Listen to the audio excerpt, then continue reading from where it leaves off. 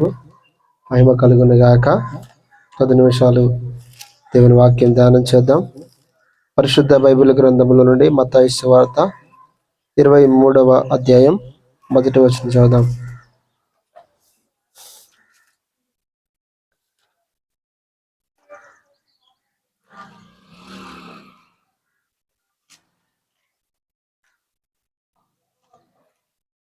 అప్పుడు యేసు జనసమూహముతో తన శిష్యులతో ఇట్లనెను, శాస్త్రులను పరిసయ్యులను మోషే పీఠమందు కూర్చుండువారు కనుక వారు మీతో చెప్పుకొన్నిటిని అనుసరించి గైకొనుడి. అయినను వారి క్రియల చొప్పున చెయ్యకుడి, వారు చెప్పుదులే గాని చెయ్యరు. హల్లెలూయా. చిన్న మాట ప్రార్థన చేద్దాం. పరిశుద్ధుడైన తండ్రి, ప్రేమగల దేవుడా, దయగల మా ప్రభువా, మీకు వందనాలు నాయనా. 10 నిమిషాలు నీ వాక్యమును ధ్యానిస్తూ ఉండగా మీరు మాతో మాట్లాడి సహాయం చేయమని వేడుకుంటున్నాను. వినగల చెవి, గ్రహించగల హృదయము మా అందరికీ మీరు దయచేసి సహాయం చేయమని యేసుక్రీస్తు పరిశుద్ధ నామములో ప్రార్థించి అడిగి వేడుకుంటున్నాము తండ్రి, ఆమేన్. హల్లెలూయా. ఇక్కడ చదవబడిన లేఖన భాగముల నుండి కొన్ని విషయాలు ధ్యానం చేద్దాం.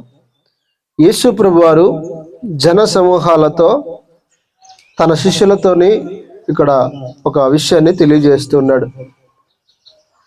అంటే ఇక్కడ చూస్తే యేసు ప్రభువారు ప్రాముఖ్యంగా జన సమూహాలందరినీ పిలిచి తన శిష్యులను కూడా పిలిచి తెలియజేస్తున్న మాట ఏంటంటే, అక్కడ ఎవరి గురించి తెలియజేస్తున్నాడంటే శాస్త్రులు, పరిసయ్యులు అనే కొంతమంది వ్యక్తుల గురించిన విషయాలు తెలియజేస్తా ఉన్నాడు. ఏంటి శాస్త్రుల, పరిసయ్యుల యొక్క హిస్టరీ అక్కడ అంటే వాళ్ళు ఏ విధంగా జీవిస్తున్నారో వాళ్ళ పరిస్థితి ఏంటో వివరిస్తున్నారు. అంటే ఇక్కడ మనం చూస్తే ఈ శాస్త్రులు, పరిసయ్యులు అనుకునే వారు ఎవరంటే ప్రాముఖ్యంగా శాస్త్రులు అనగా ధర్మశాస్త్రాన్ని బోధించేవారు, అర్థమవుతుందా? పరిసయ్యులు కూడా కొంతమంది కొన్ని రకాలుగా కొన్ని సిద్ధాంతాలు కలిగిన వారు. అంటే వీళ్ళు ఏం కోరుకుంటారు, వీళ్ళ యొక్క లక్షణాలు ఏంటి అనేవి చెప్తున్నాడు. ఈరోజు ఒక విషయం గమనించండి, దేవుడికి మన జీవితంలో ఉన్న ప్రతి ఒక్క హృదయాంతరంగంలో ఉన్న ప్రతి సందర్భం కూడా ఎవరికి తెలుసు అంటే దేవునికి తెలుసు. అర్థమవుతుందా? అంటే ఇక్కడ చూడండి, ఈ పరిసయ్యులు, శాస్త్రులు యేసు ప్రభు దగ్గర ఎంత నటించడానికి చూసినా కానీ వారి యొక్క అంతరంగంలో లేకపోతే వారు చేసే పనులంటి కూడా తెలియజేస్తాడు. అంటే ఈరోజు మన జీవితాల్లో కూడా యేసు ప్రభు వారు చేసేది ఏంటంటే ఆయన మన జీవితాల్లో ఏమి ఉన్నదో అది ఖచ్చితంగా ఎరిగినవాడు. అందుకోసమే మనుషుల్ని మోసం చేయొచ్చు కానీ దేవుణ్ణి మాత్రం మనం మోసం చేయలేం. కాబట్టి ఈరోజు ఒక క్రైస్తవుడిగా, ఒక దేవుని బిడ్డగా మనం ఎవరికి భయపడాలంటే దేవునికి భయపడుస్తూ జీవిస్తూ ఉండాలి. ఇక చూడండి, వాళ్ళంటే ఎలాంటి వారంటే చూడండి, పరిసయ్యులు మోషే పీఠమందు కూర్చుండువారు. ఎక్కడ కూర్చుంటారట? మోషే పీఠమందు. అంటే మోషే పీఠం అంటే పాత నిబంధన కాలంలో మోషే అనే దైవ సేవకుడు ఏం చేసేవాడు అంటే ఇజ్రాయిల్ ప్రజలందరికీ కూడా ధర్మశాస్త్రాన్ని బోధించేవాడు. అలాంటి సందర్భంలో ఒక ఎత్తైన ప్రదేశంలో నిలబడి ఏం చేశాడంటే అనేకులకు తెలియజేస్తూ వచ్చేవాడు. అంటే ఈ పరిసయ్యులు కూడా అలాంటి ఒక సందర్భాన్ని లేకపోతే అలాంటి ఒక సిచ్యువేషన్ కలిగిన వారిగా జీవిస్తున్నారు. అంటే ఎక్కువగా స్టేజీ మీద కూర్చోవాలి, స్టేజ్ మీద నిలబడి మేము అందరికీ కనబడాలి, మేము ధర్మశాస్త్రాన్ని బోధిస్తున్నాం అని అనుకునే విధంగా వాళ్ళు ప్రవర్తిస్తూ ఉండేవారు. ఈ రోజుల్లో కూడా చాలా మంది దైవ సేవకులు ఉన్నారు. వాళ్ళు ఏంటంటే ఒకవేళ ఏదైనా ఒక మీటింగ్కి, ఒక సందర్భాన్ని లేకపోతే ఏదైనా ఒక ఈవెంట్కి వెళ్తే వాళ్ళు ఏం చేస్తూ ఉంటారంటే మమ్మల్ని స్టేజ్ మీదకి పిలవలేదు, మమ్మల్ని స్టేజ్ మీద కూర్చోబెట్టలేదు అని చెప్పేసి అలిగి వెళ్ళిపోయేవారు కూడా చాలా మంది ఉన్నారు. అర్థమవుతుందా? అంటే ఏం కోరుకుంటున్నారంటే ఘనతను కోరుకుంటున్నారు, ఈ లోక సంబంధమైన పేరు ప్రఖ్యాతలు కోరుకుంటున్నారు కదా. ఈరోజు మన జీవితాల్లో కూడా గుర్తుపెట్టుకోండి, ఘనత కొరకు ఆశపడే సందర్భాలు మన జీవితంలో ఉండకూడదు. అర్థమవుతుందా? ఎవరు కూడా ఇదిగో నన్ను పిలవలేదు, నన్ను కూర్చోబెట్టలేదు, నాకు మర్యాద, రెస్పెక్ట్ ఇవ్వలేదు అని చెప్పేసి మనకై మనం ఘనతను కోరుకునే విశ్వాసంగా మనం ఉండకూడదు. ఎక్కడికి వెళ్ళినా, ఏ సందర్భంలో ఉన్నా మనల్ని మనం తగ్గించుకొని మనం దేవునికి లోబడుతూ మనుషులందరినీ ఘనపరిచే వారంగా ఉండాలి. కానీ ఇదిగో నన్ను లెక్క చేయలేదు, నన్ను ఘనపరచలేదు, నన్ను పిలవలేదు అనే ఉద్దేశంతో ఉండకూడదు. ఈరోజు సంఘాల్లో కూడా మనం చూస్తూ ఉంటాం, ఏంటంటే ఏదైనా ఒక పని చేయాలంటే ఏం చేయాలి? కొంతమంది ఏమో త్రోసుకొని వచ్చేవారు ఉంటారు, కొంతమందిని ఏమో బలవంతంగా పిలవాల్సి వస్తుంటది. బలవంతంగా మమ్మల్ని పిలవలేదు పాస్టర్ గారు, మాకు చెప్పలేదు పాస్టర్ గారు అంటే చూడండి, ఇది ఏమనుకుంటున్నారంటే చాలా మంది ఏమనుకుంటారంటే ఏదో పాస్టర్ గారి ఇంట్లో పని చేస్తున్నట్టుగా లేకపోతే అనుకుంటూ ఉంటారు. కానీ ఎప్పుడు చూడండి, మీరు ఒక దేవుని మందిరంలో పని చేస్తున్నప్పుడు, ఒక దేవుని పరిచర్యకొని పని చేస్తున్నప్పుడు, అది పలానా వ్యక్తులది అనుకున్నారా, ఖచ్చితంగా మీరు పొరబడ్డట్టే, ఖచ్చితంగా మీరు పప్పులో కాలేసినట్లే.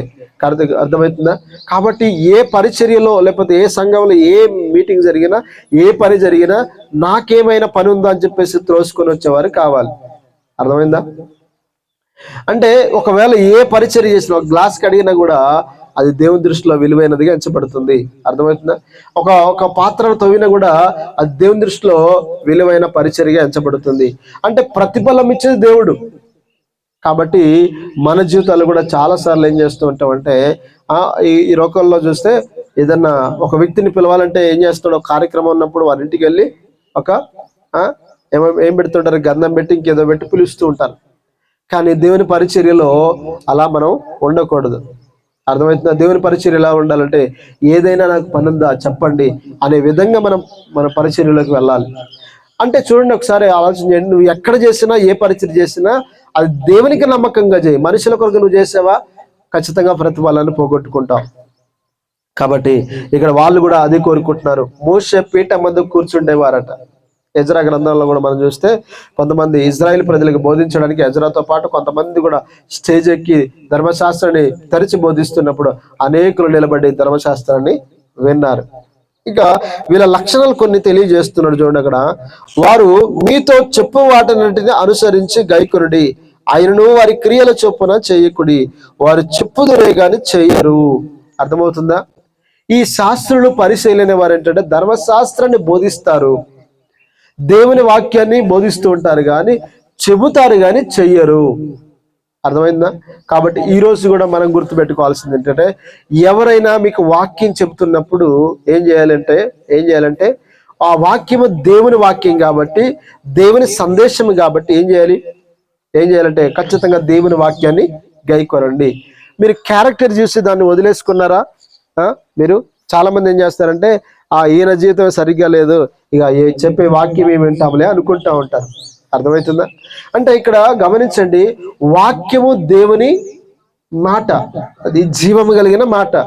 కాబట్టి వాక్యాన్ని మనం రెస్పెక్ట్ చేయాలి, వాక్యాన్ని మనం గౌరవించాలి. ఏదైనా కావచ్చు, ఒకవేళ మనకు అనుకూలంగా వచ్చిన వాక్యం కావచ్చు, మనకు వ్యతిరేకంగా లేకపోతే మనకు సరి చేయడానికి వచ్చిన వాక్యం కావచ్చు, ఏ వాక్యమైనా కావచ్చు, ఆ వాక్యాన్ని మనం స్వీకరించాలి. అర్థమవుతుందా? ఒకవేళ చెప్పే వ్యక్తి యొక్క క్యారెక్టర్ బాగలేదనుకోండి, అతని క్రియలు మాత్రం అనుసరించొద్దు, అతని బాటల్లో మాత్రం నడవద్దు. అర్థమవుతుందా? ఈ రోజుల్లో కూడా మనం చూస్తే, ఒకవేళ ఈ రోజు నేను నిలబడి ఇక్కడ చెప్తున్న వ్యక్తిని, నేను ఏ వాక్యాలు అయితే మీకు చెప్తున్నానో అవి మాత్రం ఖచ్చితంగా అయికోరండి. ఒకవేళ నాలో ఆ క్యారెక్టర్ లేకపోతే నన్ను అనుసరించకండి. అర్థమైందా? ఇప్పుడు నేను చెప్పి చేయలేదు అనుకోండి, ఏం చేయొద్దు, వాక్యం మాత్రం వినండి, కానీ వాక్యం ప్రకటిస్తున్న నన్ను మాత్రం వెంబడించాల్సిన అవసరం లేదు. ఒకవేళ మీకు మాదిరికరంగా అనిపిస్తే పర్వాలేదు, ఈయన చెప్తాడు చేస్తాడు అనుకుంటే మీరు ఫాలో కావండి, లేదు అనుకుంటే ఫాలో కావాల్సిన అవసరం లేదు. ఈరోజు శాస్త్రుల పరిచయాల గురించి కూడా అది చెప్తున్నాడు. వాళ్ళు చెబుతారు కానీ ఏం చెయ్యరట. కాబట్టి చెప్పే వాటిని మనం ఏం చేయాలి? వినాలి, గైకొనాలి. అది ఎవరైనా కావచ్చు. ఈరోజు చాలా మందిని మనం చూస్తుంటాం కదా, ఎంతో మంది మీటింగ్లకి లేకపోతే ఎక్కడికైనా వెళ్తుంటాం, కానీ చాలా మంది చెబుతారు కానీ చెయ్యని పరిస్థితులు ఉంటారు. కొన్ని సందర్భాలు మనం చూద్దాం. బైబిల్ గ్రంథంలో రోమీలకు రాసిన పత్రిక 2వ అధ్యాయం మనం చూద్దాం. 17 నుండి 24 వచనం వరకు. రోమా పత్రిక 2వ అధ్యాయం 17 నుండి ఇక్కడ చూడండి. నువ్వు యూదుడు అని పేరు పెట్టుకొని ధర్మశాస్త్రము ఆశ్రయించి దేవుని యందు అతిశయించున్నావు కావా? ఇక్కడంట యూదులంట కొన్ని విషయాల్లో ఏం చేస్తున్నారంటే అతిశయపడుతున్నారంట. దేని విషయాలు అతిశయపడుతున్నారంటే, వాళ్ళు యూదుడని, అంటే యూదులంటే మేము దేవుని ప్రజలం, మేము దేవుని జనాంగం అని అతిశయపడుతున్నారు. రెండో, ధర్మశాస్త్రమును ఆశ్రయించి దేవుని యందు, అంటే మేము ధర్మశాస్త్రం ఆశ్రయిస్తున్నాం, దేవుడే మాకు ఆధారం అన్నట్టుగా వాళ్ళు ఏం చేస్తున్నారట, అతిశయపడుతున్నారట. కాబట్టి దయచేసి మన జీవితాల్లో కూడా ఎన్నడూ కూడా దేవుని ఆశ్రయించిన, దేవుని వాక్యాన్ని పాటిస్తున్నా ఏం చేయకూడదు, అతిశయం అనేది మన జీవితంలో రాకూడదు. కొంతమంది ఏం చేస్తూ ఉంటారంటే చేసేవారు చేయని వారిని చూసి ఏం చేస్తుంటారు, కొన్నిసార్లు అతిశయపడుతుంటారు. బాధపడడం వేరు, దుఃఖించడం వేరు. అయ్యో వీళ్ళు జీవించలేకపోతున్నారే అన్న బాధ వేరు. కానీ ఇదిగో నేనే చేస్తున్నాను, నేనే గ్రేట్, నేనే అన్ని చేస్తున్నాను అనే అతిశయం మాత్రం మన జీవితంలో రాకూడదు. అలా వచ్చిందంటే ఖచ్చితంగా మనం దేవునికి వ్యతిరేకంగా జీవిస్తున్నట్లు లెక్క. చాలా మంది జీవితంలో ఇదే. ఇప్పుడు నేను మంచిగా పాట పాడగలను అనుకోండి, పాట పాడలేని వ్యక్తిని చూసి ఇదిగో తనకంటే నేనే ఎక్కువ మంచిగా పాడగలను కదా. ఒకవేళ నేనే మంచిగా ప్రార్థన చేస్తున్నాను అనుకోండి, ప్రార్థన చేయని వ్యక్తిని పట్టుకొని ఇగో తనకంటే ఎక్కువ నేనే ప్రార్థన చేయగలను అనుకున్నాను అనుకోండి, ఏమవుతుంది, అతిశయిస్తున్నాను అనుకోండి, ఏమవుతుందంటే అప్పుడు పడిపోవడం ప్రారంభం అవుతుంది. అర్థమవుతుంది. కాబట్టి మన జీవితంలో అరే ఇతడు కూడా ప్రార్థన చేస్తే బాగుండు అనే బాధ వేరు, ఇతడు కూడా మంచిగా పాడితే బాగుండు, ఒకవేళ మంచిగా పాడినా అప్రిషియేషన్ చేయడం అది నేర్చుకోవాలి. కానీ మనం ఎప్పుడు మన జీవితంలో క్రిటిసైడ్ చేయకూడదు, నేర్చుకోకూడదు. అంటే క్రిటిసైజ్ అంటే విమర్శించడం. అర్థమైందా? ఇది విషయంలో మనం చాలా జాగ్రత్తగా ఉండాలి. ఇక్కడ మనం చూస్తే ఇక్కడ చూడండి ఒకసారి, ఈయన అంట ఇంకేం చేస్తున్నాడు, ఆయన చిత్తం ఎరిగి ధర్మశాస్త్రమందు ఉపదేశము పొందిన వాడవై శ్రేష్టమైన వాటిని మెచ్చుకొనుచున్నావు కావా, జ్ఞాన సత్య స్వరూపమైన ధర్మశాస్త్రము గల వాడయుండి నేను గుడ్డి వారికి త్రోవ చూపు వాడను, చీకటిలో ఉండే వారికి వెలుగును, బుద్ధిహీనులకు శిక్షకుడును, బాలులకు ఉపాధ్యుడునై ఉన్నానని నీ అంతటా నీవే ధైర్యము వహించుకొనుచున్నావు కావా, ఎదుటివానికి బోధించు నీకు నీవే బోధించుకొనవా, దొంగిలింపవద్దని ప్రకటించు నీవు దొంగిలేదవా, వ్యభిచరింపవద్దని చెప్పుచు నీవు వ్యభిచరించేదవా. చాలు. ఇక్కడ మనం చూస్తే ఇక్కడ ఏమంటున్నాడంటే ఆయన చిత్తం ఎరిగి ధర్మశాస్త్రమందు ఉపదేశం పొందిన వాడవై శ్రేష్టమైన వాటిని మెచ్చుకొనుచున్నావు కావా. ఆయన చిత్తం ఏంటో తెలుసు చాలాసార్లు కొంతమందికి. రెండోది ధర్మశాస్త్రమందు ఉపదేశం పొంది శ్రేష్టమైన వాటిని మెచ్చుకుంటున్నాడట. శ్రేష్టమైన వాటి గురించి మాట్లాడుతున్నాడు. తర్వాత జ్ఞాన సత్య స్వరూపమైన ధర్మశాస్త్రము గలవాడండి ఆయన ఏమనుకుంటాడంటే నేను గ్రుడ్డి వారికి త్రోవ చూపబడింది. ఈ పరిచయాలు కూడా చాలాసార్లు ఏమనుకుంటారు, మేము ఎవరం అంటే గ్రుడ్డి వారికి త్రోవ చూపేవారం, అందులోకి మీ మార్గాలు చూపేవాళ్ళం. తర్వాత ఏమంటున్నాడు, ఇంకా బుద్ధిహీనులకు చీకటిలో ఉండేవారికి వెలుగులం. అంటే చీకటిలో ఉండేవారికి అప్పుడే దోపైందా కూర్చో హల్లెలూయా. చూడండి, చీకటిలో ఉండే వారికి మేము ఎవరమంటే వెలుగు సంబంధం. ఇగో మేమే వాళ్ళు వెలిగిస్తున్నాం, మేమే వాళ్ళకి వెలుగు అన్నట్టుగా మాట్లాడుతున్నారు. ఇంకా మనం చూస్తే ఇంకా ఏమంటారు అక్కడ చూడండి, బుద్ధిహీనులకు శిక్షకుడును, బాలురకు బుద్ధిహీనంగా పనిచేసే వారందరికీ మేమెవరం, మేము శిక్షించేవారం అని చెప్పుకుంటారు. బాలురకు ఉపాధ్యాయులు లాంటి వారం మేము అని చెప్పుకుంటున్నారు. ఇక్కడ మనం చూస్తే ఇవన్నీ బోధిస్తున్నాడు, ఎదుటివానికి బోధిస్తున్నారు కానీ వాళ్ళకు మాత్రం బుద్ధి. ఎదుటివానికి బోధించు నీవు, నీకు నీవే బోధించుకొనవా. హల్లెలూయా. కాబట్టి గుర్తుపెట్టుకోండి, ఒక వ్యక్తి ఎడల మనం తప్పు మోపడానికి ముందుగా మనల్ని మనం చూసుకోవాలి. ఫస్ట్ ఇతడు మంచివాడు కాదు అనడానికి ముందుగా ఫస్ట్ ఏం చేయాలి, మనల్ని మనం చూసుకోవాలి. అర్థమైందా? ఒక సామెత ఉంది, ఒక ఏలు ఇదిగో నువ్వు తప్పు చేసావు నువ్వు ఇది అని మనం ఏలెత్తు చూపినప్పుడు ఏం చేయాలి, ఫస్ట్ ఒక వేలు మనం చూపిస్తాం కానీ 4 వైపులా 4 వేలు మనల్ని చూపిస్తున్నాయని గుర్తుపెట్టుకోవాలి. అర్థమైందా?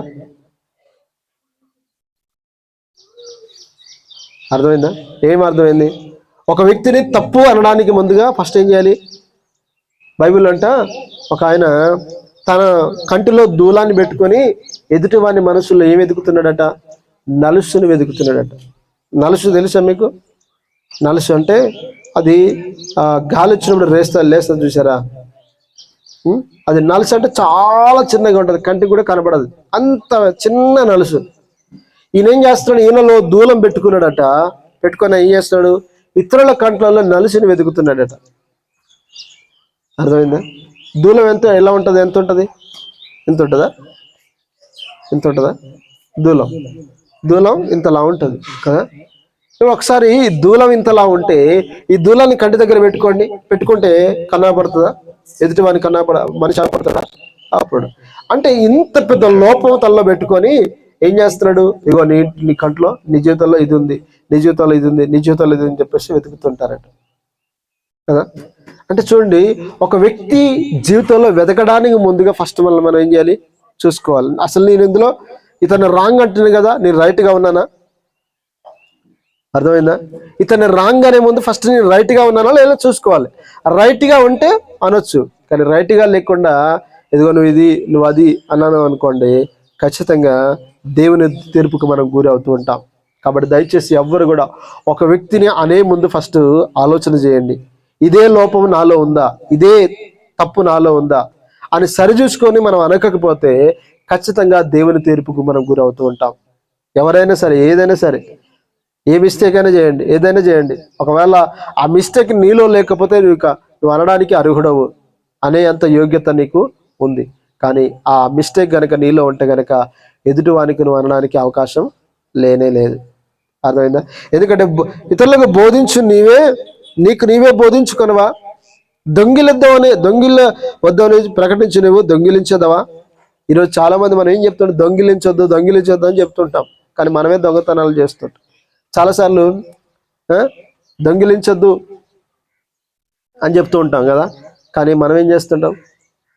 కొంతమంది సాకులు కూడా ఏం చేస్తుంటారండి, దేవుడు మిమ్మల్ని దీవిస్తాడు, మీరు ఇస్తే దీవిస్తాడు అంటారు కదా. ఇస్తే ఏం చేస్తాడు?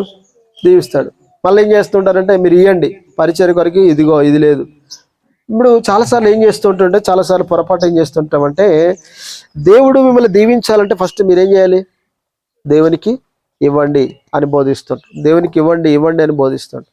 మంచిదే, ఇవ్వడం మంచిదే. కానీ ఇప్పుడు ఈ పరిచర్య ఇలా ఉంది, ఆ పరిచర్య అలా ఉంది, మీరు ఇవ్వండి, మీరు గుప్పిలు ఇవ్వండి అన్నాం అనుకోండి, మరి మిమ్మల్ని దీవించిన దేవుడు ఆ పాస్టర్ గారిని దీవించడా? మీరు దేవుని అడగండి, దేవుడు మీకు సహాయం చేస్తాడు అంటాం కదా, మరి ఆయనకి సహాయం చేయడా? ఖచ్చితంగా చేస్తాడు. అంటే ఏది చెబుతున్నామో ఖచ్చితంగా అది మనకు కూడా ఆపాదించుకోవాలి, అది మనకు కూడా ఖచ్చితంగా తగులుతుంది. కాబట్టి ఇక్కడ ఏమంటే, దొంగిలించవద్దని నీవు దొంగిలించదవా? వ్యభిచరించదు అని చెప్పు, నీవు వ్యభిచరించదవా? చాలా మంది వ్యభిచారం చేయొద్దు, తప్పు, ఇది పాపం అంటూ ఉంటాం. కానీ చాలా మంది చేసే పొరపాటు ఏంటంటే మళ్ళా అదే చేస్తుంటారు. తప్పు అనేవారే వ్యభిచారంలో ఉంటారు కదా. అంటే గమనించండి ప్రదేని బిడ్డలారా, మనం ఏది అంటున్నామో ఫస్ట్ మనం దాన్ని చూసుకోవాలి. ఇతర వ్యక్తులను అనే ముందు ఫస్ట్ మనం ఎలా ఉన్నాము అనేది చూసుకోవాలి. ఇగో నువ్వు అబద్ధం ఆడొద్దని చెప్తున్నాం, మనం ఏం చేస్తున్నాం? చాలాసార్లు మనమే అబద్ధాలు ఆడుతున్నాం. ఇప్పుడు దాంట్లో మళ్ళీ చెప్పడం వల్ల ప్రయోజనం ఉందా? అంటే ఒక వ్యక్తిని అనడానికి ముందుగా ఫస్ట్ మనం ఏం చేయాలి? అబద్ధం ఆడకుండా చూసుకున్నప్పుడు మాత్రమే ఇగో నువ్వు ఇలా అబద్ధం ఆడొద్దు, ఇలా ఉండొద్దు అని చెప్పడానికి అర్హులముగా ఎంచబడుతూ ఉంటాం. అర్థమవుతుందా? హల్లెలూయా. వింటున్నారా? విన్న వాటిని ఏం చేయాలి? ఆచరణలో పెట్టండి. మీరు ఆచరణలో పెట్టనంత కాలం మీకు దీవెన ఉండదు. సరే, మంచిది. ఇంకొక మాట మనం చూద్దాం. 1 తిమోతి పత్రిక 4:12 త్వరగా. 4:9 12. 1 తిమోతి 4:12.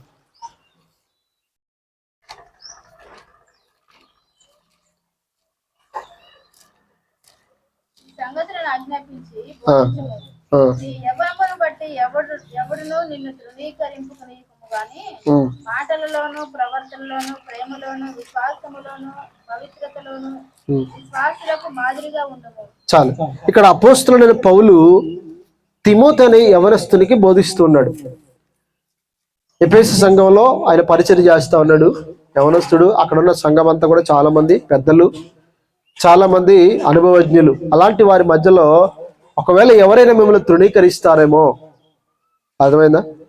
ఖచ్చితంగా తృణీకరిస్తారేమో. నీకేమో అనుభవం ఉంది, మా వయసు అంత లేదు నీ యొక్క వయసు, మా అనుభవం అంత లేదు నీ వయసు అని చెప్పేసి చాలా మంది నేను తృణీకరిస్తారేమో, జాగ్రత్తగా ఉండి అంటుంటారు. ఈరోజు కూడా చాలా మంది ఏమంటారంటే, ఇదిగో మా అనుభవం అంత లేదు, నీ వయసు నీవు మాకు చెప్తావా అనేవారు కూడా చాలా మంది ఉంటూ ఉంటారు. కాబట్టి యవనస్తుడైన ఆ దైవ సేవకుడు చెప్తున్నాడు, ఏమని చెప్తున్నాడు అంటే, ఎవడును నిన్ను తృణీకరింపని ఎక్కువ చూసుకో, నీ యవ్వనమును బట్టి ఏం చేయొద్దు. ఇప్పుడు చిన్నపిల్లాడు అనగా నీకేం తెలియదు కూర్చో, నువ్వు చిన్నపిల్లవాడు అన్నావు అనుకోండి కదా, ఎందుకంటే అతను చిన్న పిల్లాడు అనే ఉద్దేశంతో అంటూ ఉంటాం. ఇక్కడ యవన సేవకుడైన తిమోతిని బట్టి, నీ యవనాన్ని బట్టి, నీకున్న వయస్సుని బట్టి నిన్ను తృణీకరిస్తారేమో, కాబట్టి తిమోతి జాగ్రత్తగా ఉండు అంటున్నాడు. వింటున్నారా? ఏంటంట, ఏం జాగ్రత్తగా? మాటలోను, ప్రవర్తనలోను, ప్రేమలోను, విశ్వాసములోను, పవిత్రతలోను విశ్వాసులకు మాదిరిగా ఉండము. ఈ దైవజనుడు చెప్తున్నాడు, తిమోతి నువ్వు మాటలో మాదిరిగా ఉండాలి. అర్థమైందా? తర్వాత ప్రవర్తనలో మాదిరిగా ఉండాలి, నీ ప్రవర్తన కూడా చాలా మాదిరికరమైనదిగా ఉండాలి.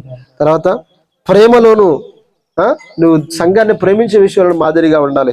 తర్వాత విశ్వాసంలో చాలా అందరికీ నువ్వు ఏం చేయాలి, విశ్వాసంతో జీవించగలగాలి. అంటే కొన్నిసార్లు మనం ఏం చేస్తుంటామంటే, విశ్వాసం లేని ప్రజలకు విశ్వాసంలోనూ మాదిరిగా ఉండాలి. ఇప్పుడు ఏదైనా ఒక సమస్య వచ్చింది అనుకోండి, ఏం చేస్తాం, ఈ సమస్య వచ్చిందే అని ఆలోచిస్తుంటారు చాలా మంది. ఆలోచిస్తున్నప్పుడు తిమోతి ఏం చేయాలి, దేవుడు ఖచ్చితంగా సహాయం చేస్తాడన్న విశ్వాసం కలిగేవాడిగా ఉండాలి. అంటే ఈయనకు విశ్వాసం ఉంటే తన వెనక వస్తున్న సంఘానికి కూడా ఏముంటుంది, విశ్వాసం ఉంటుంది కదా. పవిత్రతలోను, ఇంకా దేని విషయాల్లో, పవిత్రత, అన్ని విషయాల్లో పరిశుద్ధత కలిగి ఉండాలి. అర్థమవుతుందా? దయచేసి గమనించండి ప్రజలు బిడ్డలారా, మనందరి జీవితంలో మాటలో మాదిరిగా ఉండాలి, ప్రవర్తనలో మాదిరిగా ఉండాలి, తర్వాత విశ్వాసంలో ప్రేమలో మాదిరిగా ఉండాలి, తర్వాత విశ్వాసంలో మాదిరిగా ఉండాలి, పవిత్రతలో మాదిరిగా ఉండాలి. ఈ యొక్క శాస్త్రుల పరిచయాలు మాటలో మాదిరిగా లేరు, ప్రవర్తనలో మాదిరిగా లేరు, ప్రేమలో మాదిరిగా లేరు, తర్వాత ఇంకా చూస్తే విశ్వాసంలో లేరు, పవిత్రతలో లేరు. ఈరోజు ఎందుకు ఈ బోధిస్తున్నాడు మనకంటే, మనం అందరం కూడా మనకు వెనక వస్తున్న విశ్వాసులందరికీ, రాబోయే విశ్వాసులందరికీ కూడా ఎలా ఉండాలంటే మాదిరికరంగా ఉండాలి. అర్థమైందా? కానీ ఈరోజు ఎక్కడ చూసినా మాదిరి అనేది కనబడిన పరిస్థితిలో ఉంటున్నాం. ఈ దైవజనుడు, చాలా మంది దైవ సేవకుల జీవితాల్లో కూడా ఈరోజు మాదిరి లేదు. ఈరోజు ఎంతో మంది సేవకులు కూడా మాటలు ఇష్టం వచ్చినట్టు మాటలు మాట్లాడడం, ప్రవర్తనలో మార్పులు, తర్వాత ప్రేమలో ఖండితంగా లేకపోతే గరుకుగా ఏదో రోషంగా ప్రకటిస్తున్నాం అన్నట్టుగా ప్రవర్తిస్తూ ఇతరులని దూషిస్తున్నట్టు కనబడుతూ ఉంటారు. ఇంకా మనం చూస్తే పవిత్రతలో విశ్వాసులకు మాదిరిగా ఉండాలి. ఒక దైవ సేవకుడు ఏ విషయంలో మాదిరిగా ఉండాలంటే, పవిత్రతలో అందరికీ మాదిరిగా ఉండాలని దేవుడు కోరుతా ఉన్నాడు. ఇంకా మనం చూస్తే అదే 1 పేతురు పత్రిక 5వ అధ్యాయం 3వ వచనాలు మనం చూద్దాం. 1 పేతురు పత్రిక 5వ అధ్యాయం 3వ వచనం. 3వ వచనం, మీకు అప్పగింపబడిన వారిపైన ప్రభువులైనట్టుండక మందకు మాదిరిగా ఉండాలి. ఏం చేయాలట? మనకు సంఘాన్ని అప్పగించాడు దేవుడు. అప్పగించిన సంఘానికి ఒక సేవకుడు ఎలా ఉండాలంటే ప్రభువుగా ఉండకూడదట.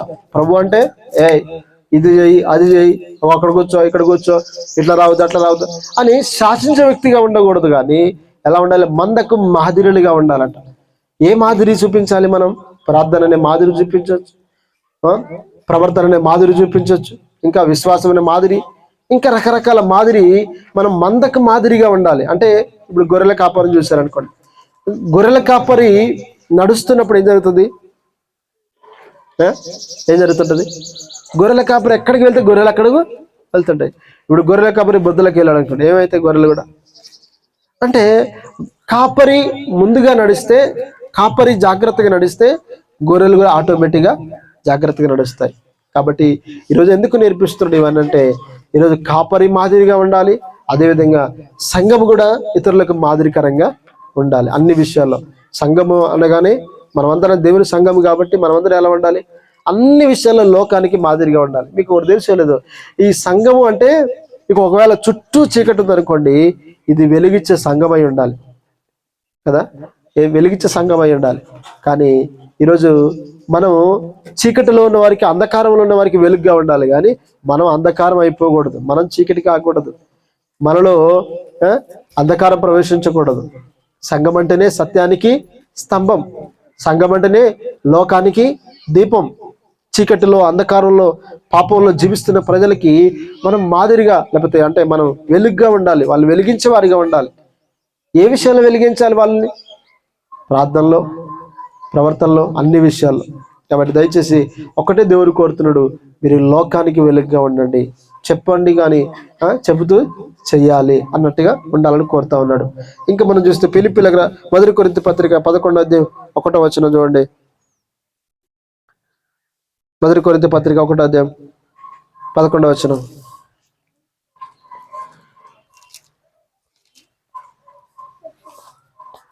నేను క్రీస్తును పోలి నడుచుకున్న ప్రకారము మీరు నన్ను పోలి నడుచుకునండి.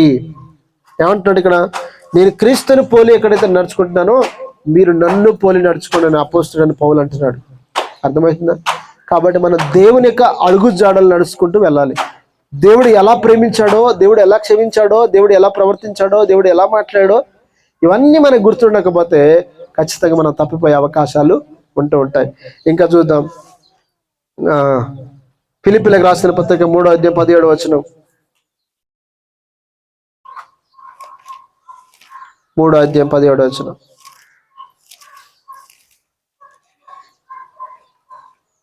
ఇక్కడ ఏమంటున్నాడు? సహోదరులారా, మీరు నన్ను పోలి నడుచుకుని మేము మీకు మాదిరి అయిన ప్రకారం నడుచుకొని వారిని గురిపెట్టి చూడండి. హల్లెలూయా. మేము మీకు మాదిరి అయిన ప్రకారము నడుచుకొని వారిని గురిపెట్టి చూడండి. ఈరోజు మనం అందరం కూడా దయచేసి గమనించండి. ఒక వ్యక్తిని వెంబడించాలంటే ఆ వ్యక్తి ఎలా నడుస్తున్నాడో గుర్తుపెట్టుకోవాలి, ఎలా జీవిస్తున్నాడో గుర్తుపెట్టుకోవాలి. ఆ అడుగు జాడల్లో ఆ దైవ సేవకుడు ఉన్నాడా? క్రీస్తులో అడిగేస్తూ వెళ్తున్నాడా? అలా వెళ్తేనే ఆ దైవ సేవకుని మనం వెంబడించాలి.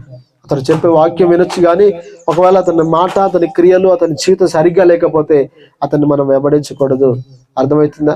కాబట్టి పౌలు అంటున్నాడు, మేము మీకు మాదిరిగా ఉన్న ప్రకారం మీరు మమ్మల్ని పోలి నడుచుకున్న ప్రకారం మీరు ఏం చేయాలంట? గురిపెట్టి చూడండి అంటున్నాడు.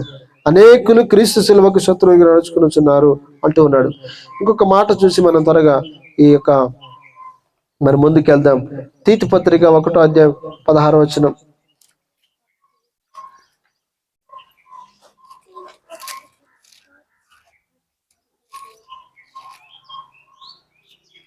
చూసారా? 1 తిమోతి తర్వాత తీతు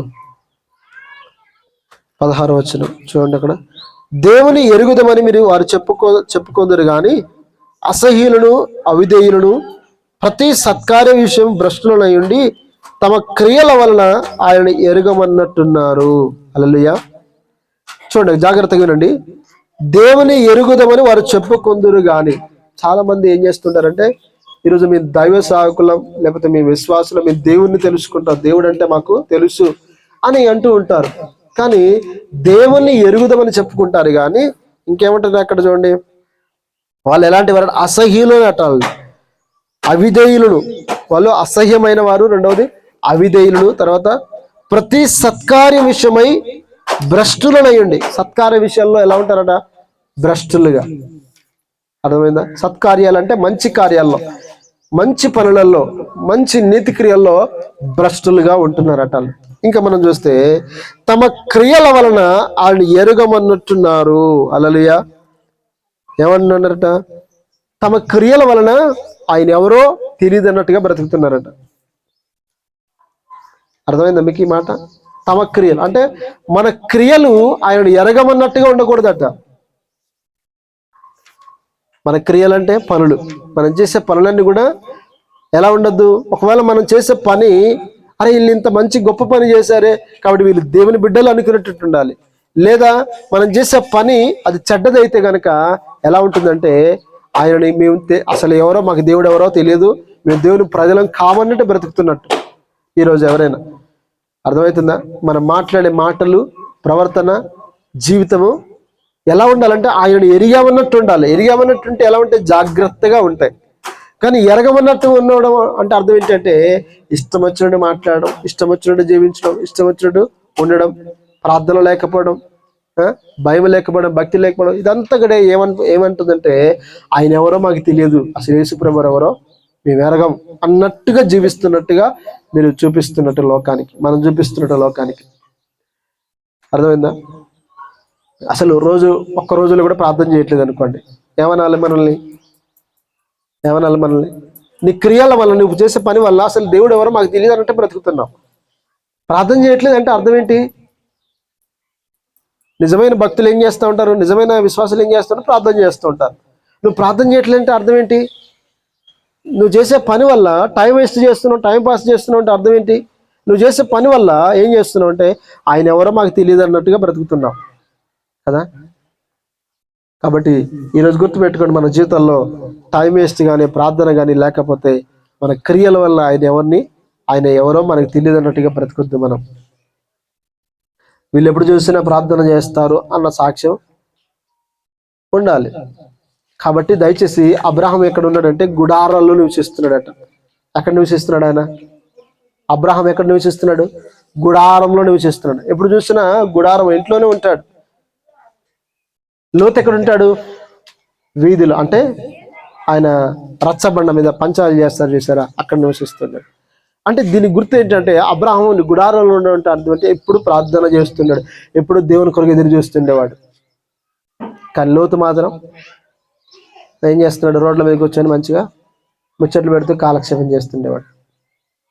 లోతుకు తీర్పు వచ్చింది, అబ్రహాముకు ఆశీర్వాదం వచ్చింది బైబిల్లో. అర్థమైందా?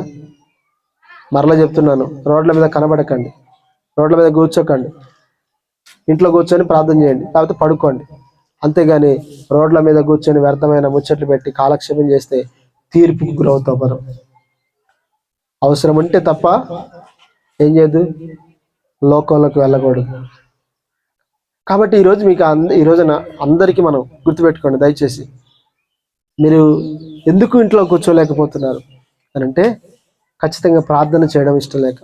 కాబట్టి ఎవ్వరు కూడా దయచేసి ఎంత కష్టమైన ఇంట్లో కూర్చోండి, ప్రార్థన చేసుకోండి, ఇంట్లో పని చేసుకోండి, ఇంట్లో జీవించండి. అంతేగాని మీరు క్రైస్తవులు అని చెప్పుకొని మళ్ళా రోడ్ల మీద కూర్చొని ముచ్చట్లు పెట్టుకుంటూ వ్యర్థంగా కాలక్షేపం చేస్తుంటే అది దేవునికి అవిధేయతలుగా మనం జీవిస్తున్నట్టే. హల్లెలూయా. కాబట్టి దయచేసి మీరు ఎవరైనా కావచ్చు, ఏ స్థితిలో ఉండవచ్చు, మీరు ఖచ్చితంగా ఈ విషయాన్ని సరి చేసుకోండి. కాబట్టి ఇంకొక మాట మనం చూద్దాం త్వరగా, మళ్ళీ మత్తయి సువార్తకు వద్దాం. ఇప్పుడు వాళ్ళు ఎలా ఉన్నారట? వారి క్రియల వలన దేవుణ్ణి ఎరగమన్నట్టుగా జీవిస్తున్నారు. ఇప్పుడు మత్తయి సువార్తకు వద్దాం, చదువుదాం, కింది వచనాలు చదువుదాం.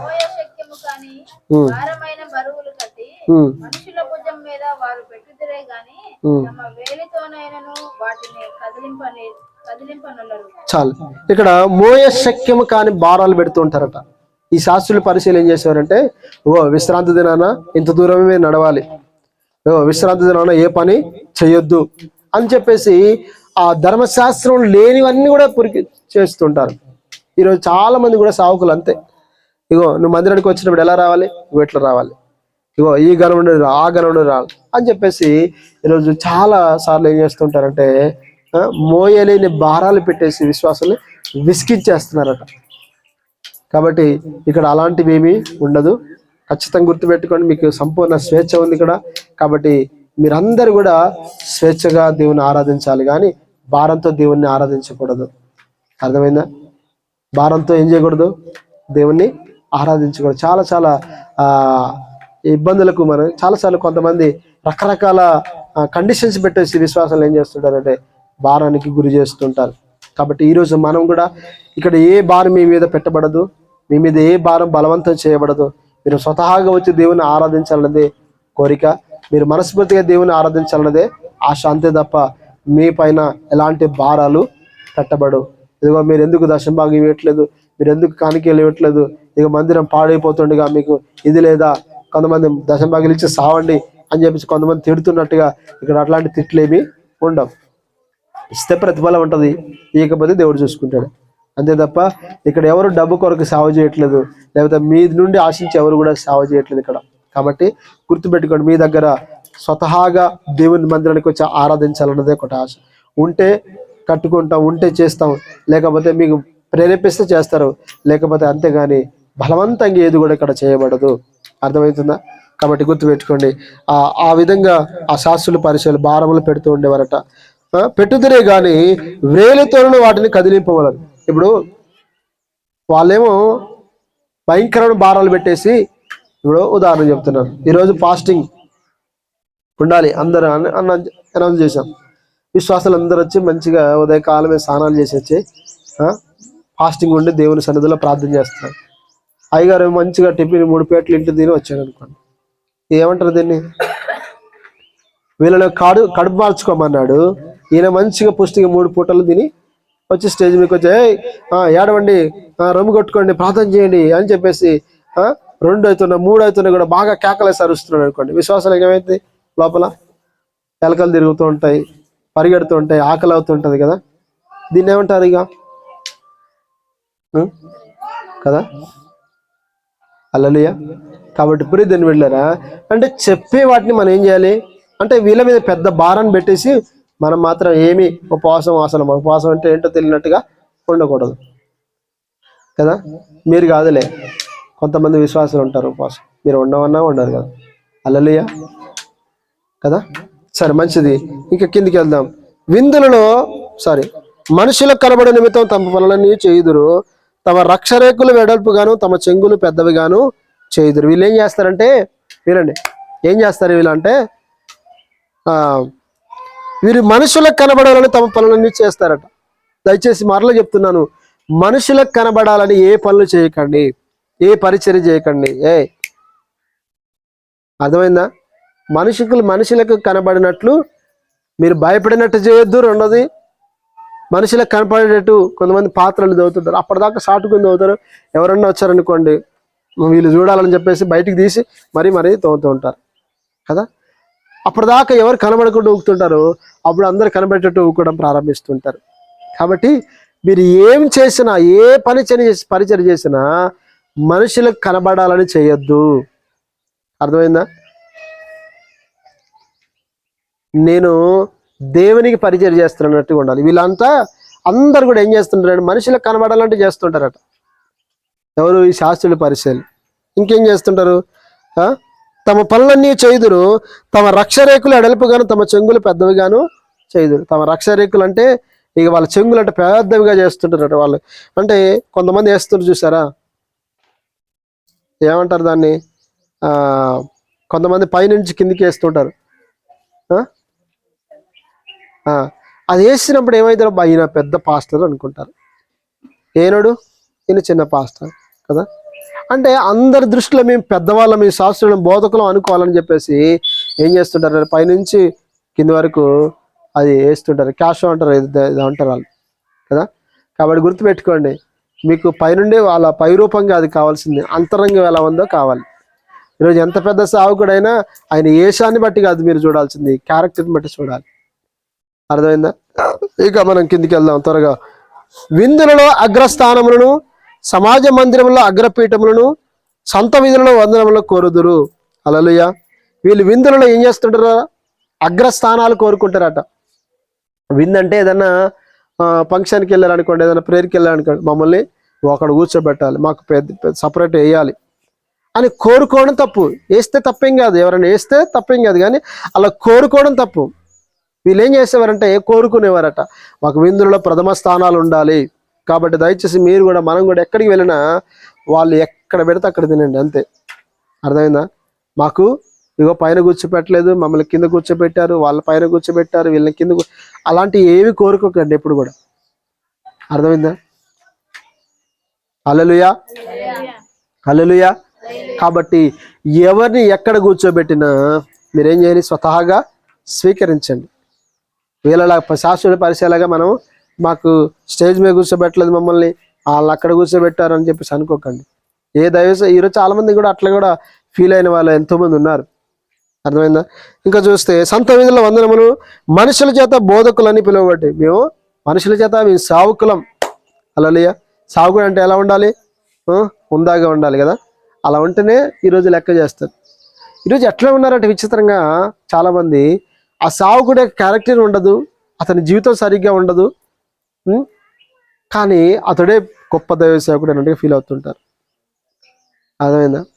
కాబట్టి ఈరోజు మన జీవితాల్లో కూడా ఈరోజు పైరూపాన్ని చూసి ఈయన మంచి పెద్ద గొప్ప సేవకుడు, ఈయన ఈసారి ఏమీ లేదు కదా, ఒక అంగి ఫ్యాంటే ఉంది కదా అని చెప్పేసి ఆ రూపాన్ని చూసి ఈయన చిన్న సేవకుడు అని మీరు పొరబడ్డారా?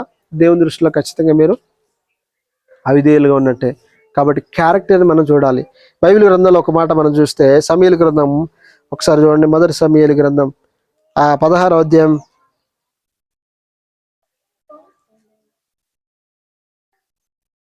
త్వరగా తీయండి. 16వ అధ్యాయం 7వ వచనం.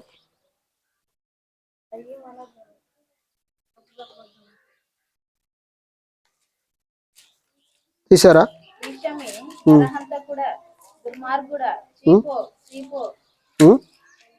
మొదటి సమూయేలు గ్రంథం 16వ అధ్యాయం, అదేనా మీరు చదివి?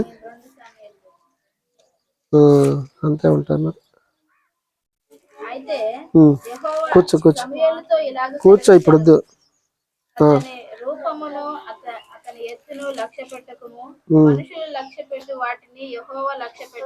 చాలు. ఇక్కడ వినండి జాగ్రత్తగా.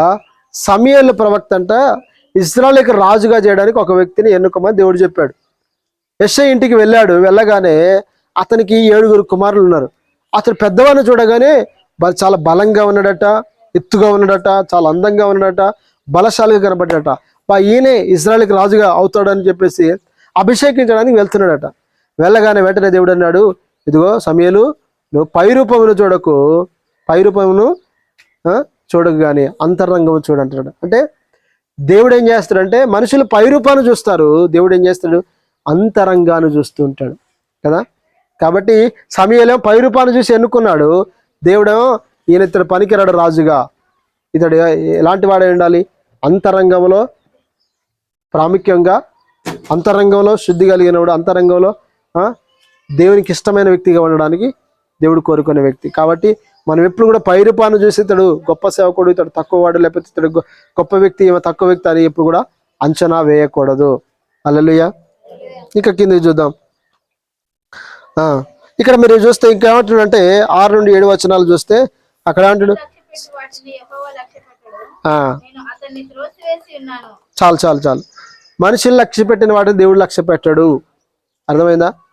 కాబట్టి మనుషులు దేవుడు ఏదైతే లక్ష్య పెడుతున్నాడో అదే మనం లక్ష్య పెట్టగలగాలి. ఇక మత్తయి సువార్తకు వద్దాం.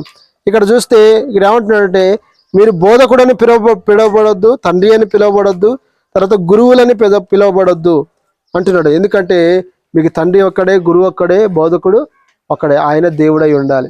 కాబట్టి ఈరోజు చాలామంది ఇగో మేము బిషప్లం, మేము రెవరెండ్లం, మేము 22లం అనుకొని చెప్పేసి చెప్పుకుంటారు. కాబట్టి బిషప్లు, రెవరెండ్లు, 22లు ఏమీ ఉండదు దేవుల్లో. అర్థమైందా? కాబట్టి గుర్తుపెట్టుకోండి. ఈరోజు ప్రభు అంటున్నాడు మీలో అందరికంటే గొప్పవాడు మీకు పరిచారకుడై ఉండాలి. ఎలా ఉండాలట? అందరికంటే గొప్పవాడు ఎలా ఉండాలి? పరిచర్య చేసేవాడై ఉండాలి. తర్వాత తను తాను తగ్గించుకునేవాడు హెచ్చించబడును, తను తాను హెచ్చించుకునేవాడు తగ్గింపబడును, తను తాను తగ్గించుకునేవాడు హెచ్చించబడును. హల్లెలూయా. ఏమర్థమవుతుంది? అర్థమవుతుంది చెప్పే విషయాలు ఏమన్నా? మిమ్మల్ని మీరు హెచ్చించుకున్నారా? ఏ విషయాల్లో మీరైతే తగ్గించబడుతూనే ఉంటారు. మిమ్మల్ని మీరు తగ్గించుకుంటారా? ప్రతిదినం కూడా మీరు హెచ్చించబడుతూ ఉంటారు. కాబట్టి ఎప్పుడైనా సరే మరల చెప్తున్నాను, మీరు దేవుని బిడ్డలైతే మిమ్మల్ని మీరు తగ్గించుకోండి. ప్రతి విషయంలో తగ్గించుకోండి. ఎవరైనా మిమ్మల్ని తిట్టినా తగ్గించుకోండి, ఎవరైనా మిమ్మల్ని ద్వేషించినా తగ్గించుకోండి, తప్పేమి కాదు. అర్థమైందా? మరలా చెప్తున్నాను, మీరు తగ్గించుకుంటేనే హెచ్చించబడతారు, దేవుడు నిలబెడతాడు. మిమ్మల్ని హెచ్చించుకున్నారా? ఖచ్చితంగా మిమ్మల్ని తగ్గించుకున్నట్టే. కాబట్టి ఈరోజు చాలామంది నేనంటే ఏమనుకున్నావు అని చెప్పేసి ఎర్రవిగుతుంటారు. ఏంటి నువ్వు అంటే ఏంటి?